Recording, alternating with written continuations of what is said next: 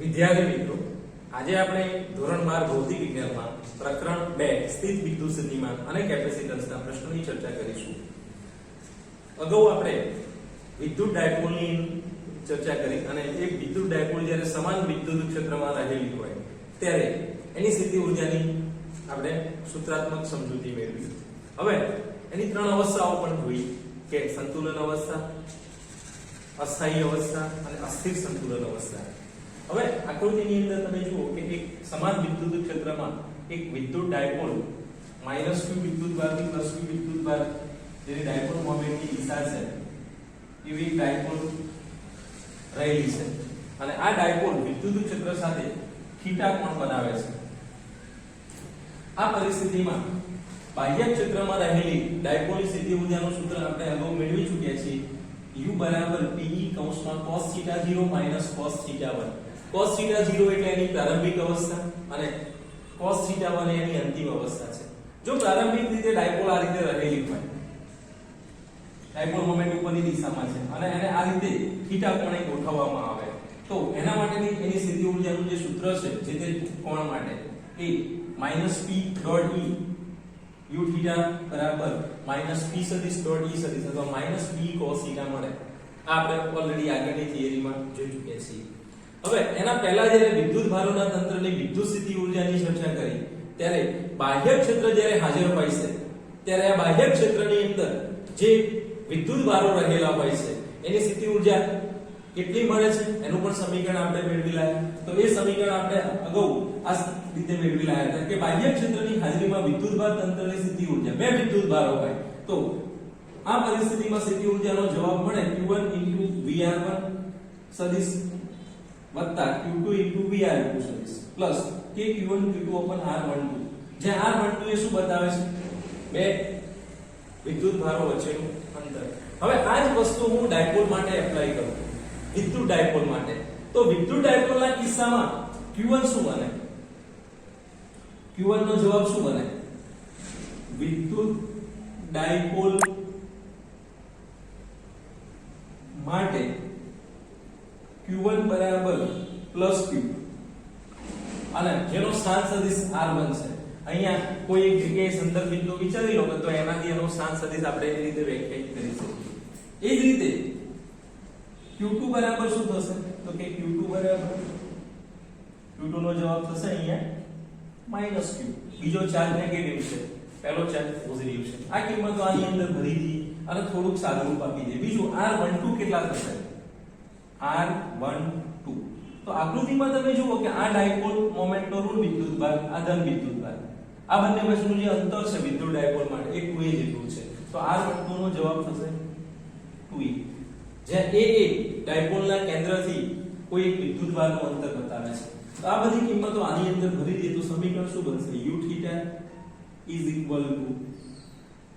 બધી ઇક્વેશન છે આપણે આને કિંમતો ભરી લખીએ તો Q1 ની જગ્યાએ VR1 પ્લસ હવે Q2 ની જગ્યાએ હું -Q મૂકીશ તો અહીંયા નેગેટિવ સાઈન આવી જશે VR2 અને અહીંયા પણ પ્લસ k Q1 એટલે Q, Q2 બરાબર -Q તો માઈનસ નિશાની બહાર કાઢી દઉં k Q એટલે Q² બાય R12 એટલે 2a. આ જે સમીકરણ છે આ સમીકરણની અંદરથી આપણે આ આગળનું જે પદ છે એને અલગ કરીએ તો આવું બને. Q બહાર કાઢી લઈએ અને કૌંસમાં વધશે VR1 VR2 કૌંસ પૂરો. બાકીનું પદ એ જ -KQ² 2a. હવે મિત્રો આ જે સમીકરણ મળેલું છે u θ નું આ સમીકરણ અને આ જે સમીકરણ છે u θ નું આ બંનેની આપણે અહીંયા કમ્પેરીઝન કરવી છે. તો આ આગળનું જે પદ છે q કૌંસમાં VR1 VR2 આ જે પદ છે આની જગ્યાએ હું આ આકૃતિ ઉપરથી બીજું એક પદ બનાવવા માંગુ છું. તો આ VR1 VR2 એ શું બતાવે છે? તો કે સ્થિતિમાનનો તફાવત દર્શાવે છે. હવે કોઈ એકમ ધન વિદ્યુત ભાર હોય, આ એકમ ધન વિદ્યુત ભારને અનંત અંતરેથી આપેલા બિંદુએ લાવીએ પ્રવેગ રહિત ગતિ કરાવીને, તો જે કરવું પડતું કાર્ય છે એ એની અંદર સીધી ઊર્જા સ્વરૂપે સંગ્રહ પામે છે અને એને આપણે એકમ ધન વિદ્યુત ભાર માટે લઈએ તો એ સ્થિતિમાન તરીકે ઓળખાય છે. એટલે VR1 અને VR2 એ એક્ઝેક્ટલી શું બતાવે છે? સ્થિતિમાનોની કિંમત અને તફાવત છે VR1 VR2. તો એ આપણને અહીંયા સ્થિતિમાનનો તફાવત છે અને કોઈ એકમ ધન વિદ્યુત ભારને એક જગ્યાએથી બીજી જગ્યાએ લઈ જઈએ, એક બિંદુથી બીજા બિંદુએ, તો આ સ્થિતિમાનનો જે તફાવત છે એ કાર્ય જેટલો થાય છે એકમ ધન વિદ્યુત ભાર માટે. કારણ કે સૂત્ર તમે આવું જાણો છો, W બરાબર Q ડેલ્ટા V. હવે આ જે સમીકરણ છે આમાં Q નો જવાબ હું 1 લઈ લઉં, એકમ ધન વિદ્યુત ભાર એટલે Q બરાબર 1 કુલમ પ્લસ 1 કુલમ, તો W બરાબર શું થાય? Delta V. તો આ સિચ્યુએશન પ્રમાણે વિચારીએ તો આના પ્રમાણે Q ડેલ્ટા V નો જવાબ ડેલ્ટા V થાય અને એક થયેલા કાર્ય જેટલો થાય. તો હવે એકમ ધન વિદ્યુત ભારને એક બિંદુએથી બીજા બિંદુએ લઈ જવાની વાત છે, તો એ દરમિયાન થતું જે કાર્ય છે તે આ રીતે મળે VR1 VR2 ઉપરથી. હવે મિત્રો થોડીક બાબત કાર્ય કેવી રીતે મળી શકે, તો કાર્ય મેળવવાના કેટલાક સૂત્રો છે. કાર્ય W બરાબર F સદિશ ડોટ D સદિશ. હવે એક આ સમીકરણ લઈએ, બીજું ડેલ્ટા V વાળાની વાત કરીએ તો અહીંયા W ની જગ્યાએ VR1 VR2 લખાય. VR1 VR2 એ કોના જેટલા થશે? તો કે F D cos થીટા જેટલા થશે. હવે જે FD cos થીટા છે એમાં F એટલે શું? તો F એ વિદ્યુત ક્ષેત્ર વડે લાગતું બળ છે અને આ વિદ્યુત ક્ષેત્ર વડે જે બળ લાગે છે F એનું મૂલ્ય કેટલું થાય? તો F બરાબર QE જેટલું. અને બીજી એક વસ્તુ Q નો જવાબ આપણે 1 લખેલો છે, તો F બરાબર Q E જે છે આની અંદર Q બરાબર 1 લઈએ તો F બરાબર શું થવાનું છે? E થવાનું છે. એટલે તમારે આ બાબત અહીંયા ધ્યાનમાં રાખવાની છે કે VR1 VR2 કેટલા થાય? તો કે VR1 VR2 જે છે એ F ની જગ્યાએ હું શું મૂકી દઉં? E મૂકી દઉં. ચલો D ની જગ્યાએ શું લખાય? તો D એ ક્ષેત્રની દિશા અથવા ક્ષેત્રની વિરુદ્ધ દિશામાં થતું સ્થાનાંતર આપણે લખવાનું થાય. તો અહીંયા આ વેલ્યુ 2a છે, a + a. તો તમારે ક્ષેત્ર સાથે તમે વિચારો તો કેટલું સ્થાનાંતર થયું કહેવાય?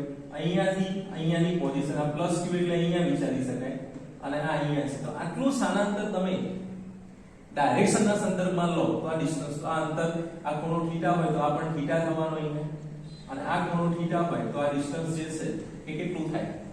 તો તમે ત્રિકોણમિતિનો ઉપયોગ કરી શકો છો. ખૂણો એની સામેની બાજુ અને એની પાસેની બાજુ. તો પાસેની બાજુ cos θ ઉપરથી મળે, બરાબર? તો cos θ બરાબર પાસેની બાજુ ભાગ્યા કર્ણ, અને કર્ણનો જે જવાબ છે એ a + a એટલે 2a થશે. તો પાસેની બાજુ કેટલી બનશે? અહીંયા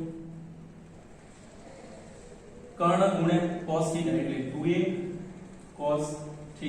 તો આ વેલ્યુ તમને 2a cos θ મળી. તો d બરાબર 2a cos θ મૂકી દઈએ. da બરાબર d ની જગ્યાએ શું મૂકી દઈએ? 2a cos θ. હવે અહીંયા cos θ છે ને θ ડેશ ધારી લો, કારણ કે આ ખૂણો તમારે કયો લેવાનો છે? વર્ગ વખતનો.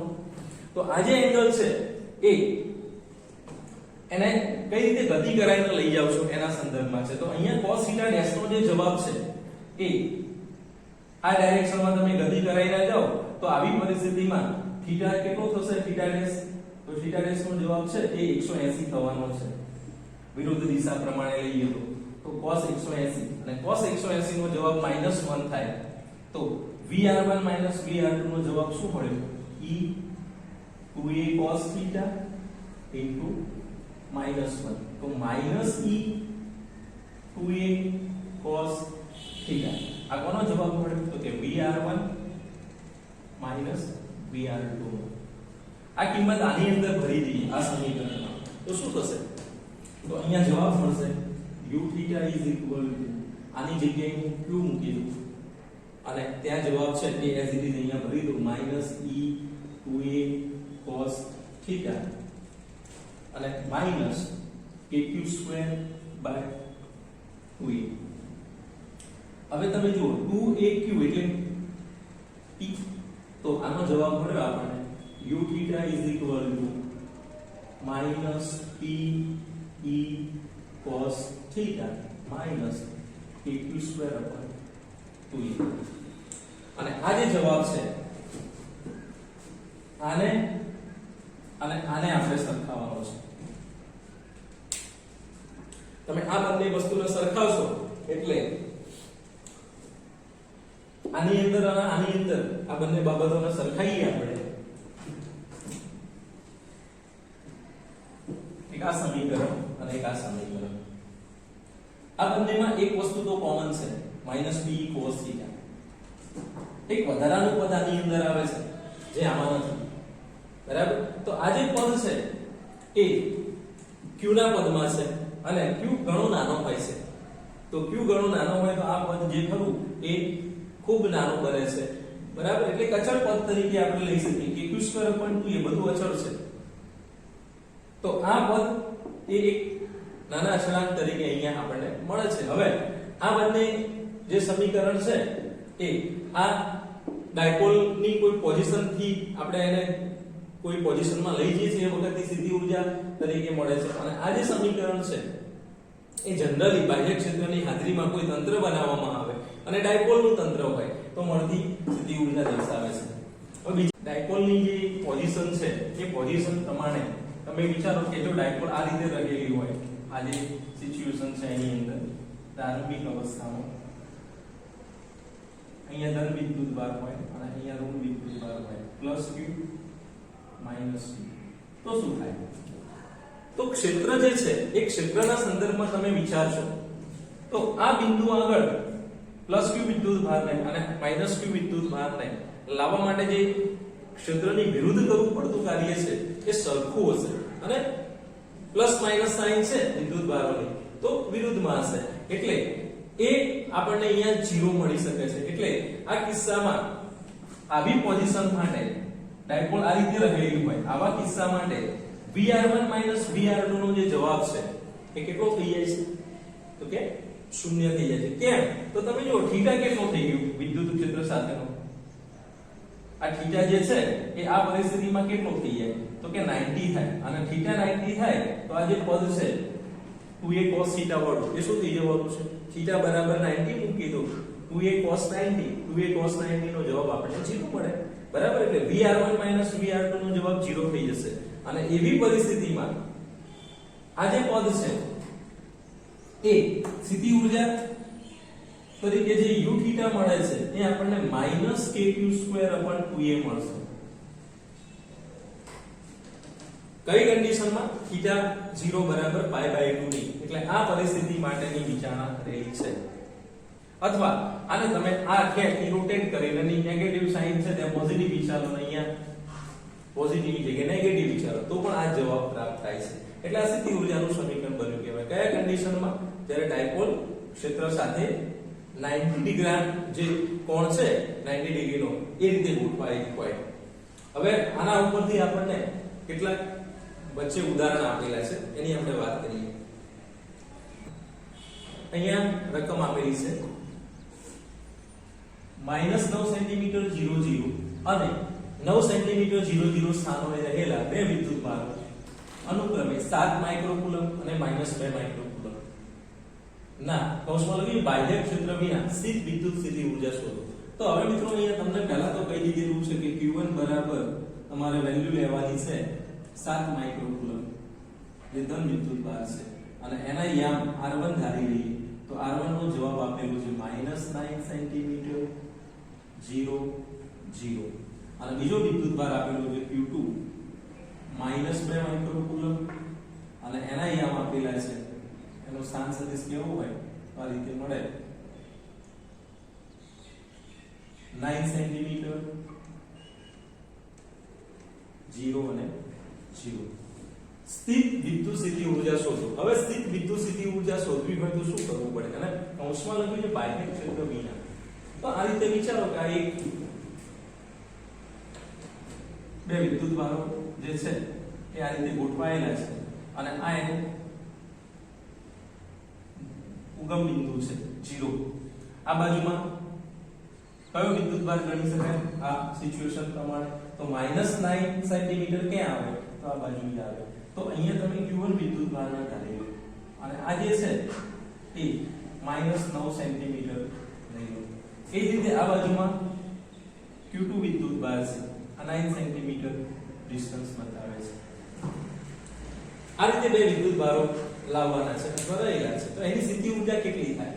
તો તમારે આની કેલ્ક્યુલેશન કરવા માટે આ ડિસ્ટન્સ જોઈએ. તો આમની વચ્ચેનું જે અંતર છે એ કેટલું થાય? તો આ અંતર આપણે અહીંયા મેળવીએ તો શું જવાબ મળે? R1 અને 2 9 સેન્ટીમીટર અને 9 સેન્ટીમીટર કેટલું થશે? 18 સેન્ટીમીટર. તો સ્થિતિ ઊર્જાની ગણતરી કરવા માટે શાની જરૂર પડે? પહેલા પ્રશ્નનો જવાબ આપણે મેળવીએ છીએ. તંત્રની સ્થિતિ ઊર્જા બે વિદ્યુત ભારોથી બનતા તંત્રની સ્થિતિ ઊર્જા કેટલી થશે? U બરાબર K Q1 Q2 by R1 2. હવે જુઓ K નો જવાબ આપણી જોડે છે 9 ગુણ્યા 10 ની 9 ઘાત અચળાંક છે. ચલો Q1 કેટલા લઈશું? તો કે Q1 7 માઇક્રોકુલમ છે. તો 7 ગુણ્યા 10 to -6 ગુણ્યા -2 ગુણ્યા 10 ની -6 ઘાત અને ભાગાકારમાં R12. R12 નો જવાબ 18 સેન્ટીમીટર છે. તો અહીંયા R12 નો જવાબ સેન્ટીમીટર ની જગ્યાએ હું મીટરમાં લખું તો 0.18 મીટર લખાય. તો અહીંયા નીચે લખી દઈએ 0.18 અને આ બધાનું સાદુરૂપ આપી દઈએ તો સ્થિતિ ઊર્જા મળશે આપણને. અહીંયા જો 9 ઘાત છે, 6 અને 6 12 ઘાત હોય તો -3 ઘાત બચી. હવે જો 9 ગુણ્યા 7 ગુણ્યા -2 એટલે નેગેટિવ સાઇન માં જવાબ આવશે અને નીચે 18 છે બરાબર. તો આ 18 વિચારીએ તો અહીંયા 10 to -2 ઘાત લખાય. એ ઉપર આવે એટલે -3 હતી અને +2 થયા એટલે -1 ઘાત બાકી વધી. જો 9 ગુણ્યા 2 એટલે 18 નીકળી ગયા. અહીંયા 7 ગુણ્યા 10 ની -1 ઘાત જવાબ મળ્યો અને આને આપણે 0.7 લખી શકીએ. સ્થિતિ ઊર્જાનો એકમ જૂલ છે તો 0.7 જૂલ પણ કેવા? નેગેટિવ, કારણ કે આ ઋણ નિશાની અહીંયા આવે છે. બીજા નંબરે જે પ્રશ્ન પૂછેલો છે એના જવાબની અંદર આ બે વિદ્યુત ભારોને એકબીજાથી અનંત અંતર સુધી જુદા પાડવા માટે થતું કાર્ય. હવે મિત્રો આગળ આપણે એક બાબત સમજ્યા કે તંત્ર બનાવવા માટે જે ઊર્જાની જરૂર પડે, ઊર્જા વપરાય છે એટલી જ ઊર્જા એને છૂટા પાડવા માટે વાપરવી પડે. એટલે આ બે વિદ્યુત ભારો ભેગા થયા તો એ વખતે આટલી ઊર્જા આપણને અહીંયા નેગેટિવ ફોર્મમાં પડેલી છે, ધ્યાન રાખજો. તો આટલી ઊર્જા એને આપી દેવામાં આવે 0.7 જૂલ જેટલી. તો આ બંને વિદ્યુત ભારો એકબીજાથી અનંત અંતરે ચાલે છે. એટલે બી નંબરનો જે ક્વેશ્ચન છે એનો જવાબ શું આવશે? આ બંને વિદ્યુત ભારોને આ બે વિદ્યુત ભારોને અનંત અંતરે છૂટા પાડવા માટે જરૂરી કાર્ય W બરાબર 0.7 જૂલ. હવે ત્રીજા નંબરનો જે પ્રશ્ન છે કે ધારો કે આ વિદ્યુત ભારોના તંત્રને બાહ્ય ક્ષેત્ર E, અહીંયા જો બાહ્ય ક્ષેત્ર હાજર હોત તો શું થાય? અહીંયા પહેલા કીધું બાહ્ય ક્ષેત્ર વિના E બરાબર એ 1/r² માં મૂકવામાં આવે છે, જ્યાં એનો જવાબ આપી દેવામાં આવેલો છે. તો આ તંત્રની વિદ્યુત સ્થિતિ ઊર્જા કેટલી? હવે મિત્રો આના માટે એક બાબત સમજી લેજો કે આગળનું એક સમીકરણ મેં હમણાં જ લખ્યું હતું અહીંયા આગળના થિયરીની અંદર કે સ્થિતિ ઊર્જા મેળવવા માટે શાની જરૂર પડે? તો ક્ષેત્ર ન હોય તો સમીકરણ શું વપરાય અને ક્ષેત્ર હોય તો સમીકરણ શું વપરાય? ક્ષેત્રની હાજરીમાં વિદ્યુત સ્થિતિ ઊર્જા કેટલી થાય? વિદ્યુત ભારોના તંત્રની વિદ્યુત સ્થિતિ ઊર્જા આનું સૂત્ર છે U is equal to હમણાં જ આપણે લખીશું Q1 VR1 plus Q2 VR2 plus K Q1 Q2 upon R12. હવે જુઓ K Q1 Q2 upon R12 તમે ઓલરેડી ફાઇન્ડ કરી લાયા છો જે 0.7 છે એટલે આ તો તમારી જોડે છે જ. હવે તમારે મેળવી લાવવાનું શું છે? તો Q1 VR1 plus Q2 VR2 આ તમે મેળવી લાવો અને એની અંદર પેલી 0.7 જૂલવાળી કિંમત ઉમેરી દો તો ત્રીજા પ્રશ્નનો જવાબ મળે. એટલે આ C ની અંદર ક્ષેત્ર હાજર હોય તો શું થાય? હવે જુઓ VR1 અને VR2 આપી દીધા હોય તો સીધી કિંમત મૂકીને સાદરૂપ આપી દે, પણ VR1 અને VR2 નથી આપેલા તો એના માટે તમારે આકૃતિનો ઉપયોગ કરવો પડે. આ પોઝિશન માટે અને આ પોઝિશન માટે તો અહીંયા કેટલું સ્થિતિમાન હશે અને અહીંયા કેટલું સ્થિતિમાન હશે? VR1 VR2 અહીંના સ્થિતિમાનને હું VR1 કહી દઉં અને એનું જે સ્થિતિમાન છે VR2 છે. તો VR1 અને VR2 કેટલા થાય? VR1 અને VR2 મેળવવા માટે આપણે એક બાબત અહીંયા થોડી સમજી લઈએ.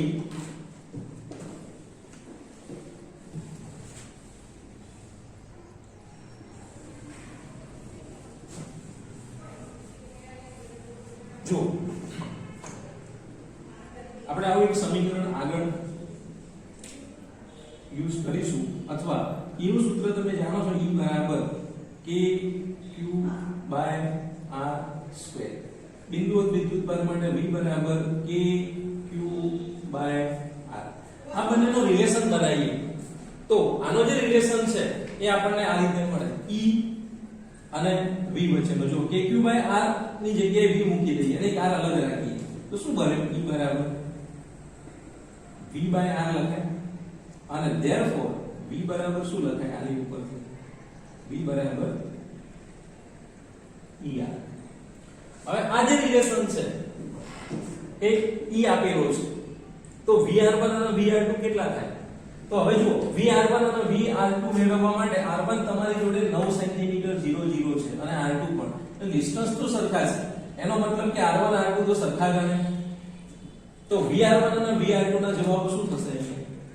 VR1 આની ઉપરથી શું લખાય?